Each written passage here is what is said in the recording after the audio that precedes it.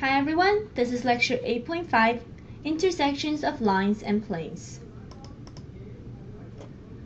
We'll go straight to example 1 from the learning resources.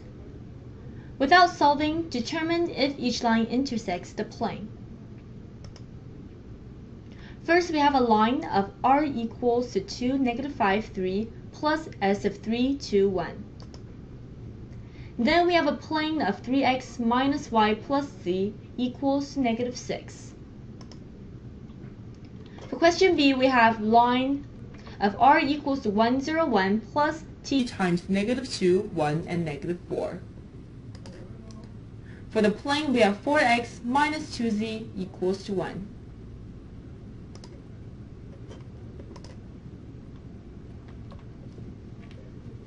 From the equation of question A, we can tell what the direction vector is, and that would be the vector in the second term of the equation, which would be 3, 2, and 1.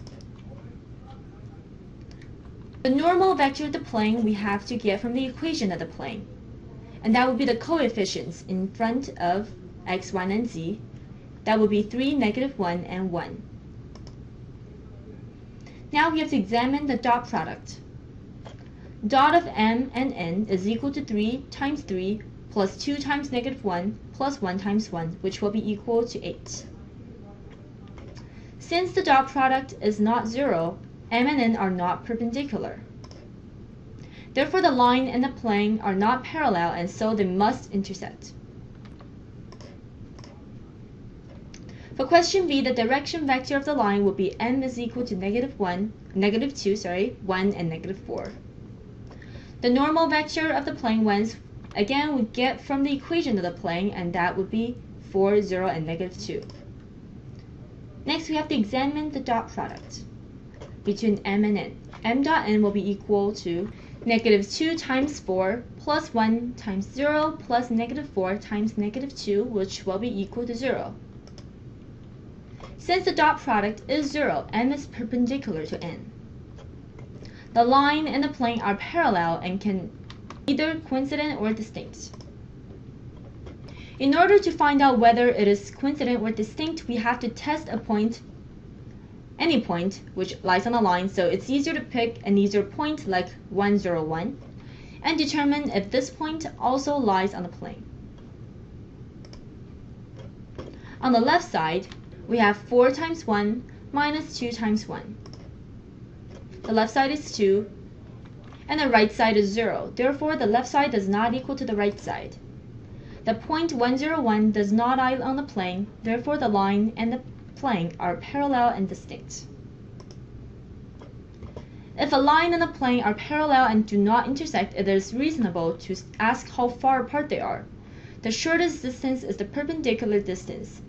Since the line and the plane are parallel, we need to find the perpendicular distance from any point on the line to the plane.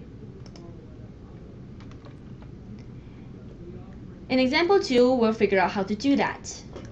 Find the distance between the plane 4x plus 2y plus z minus 16 equals to 0, and the point is 10, 3, and negative 8. First, we have to check if the point is on the plane, because if it is, then the distance will be 0. When we plug in these three equations into our plane, for 10 is equal to x, 3 is equal to y, and negative 8 is equal to z, we will get left side is equal to 22, and the right side is equal to 0. Therefore, the left side does not equal to the right side, and the point does not lie on the plane. The normal vector would be the coefficients in front of x, y, and z. That would be 4, 2, and 1. Now we have to choose any point Q on the plane by selecting arbitrary values for x and y. If x is equal to 4 and y is equal to 0, then z is equal to 0. We find that out by plugging these three values back into our equation for the plane. Therefore, Q, which is the point 4, 0, 0, is a point on the plane. The projection PQ onto N gives the distance D required. So PQ equals to distance of point Q from the origin minus the distance from P to the origin.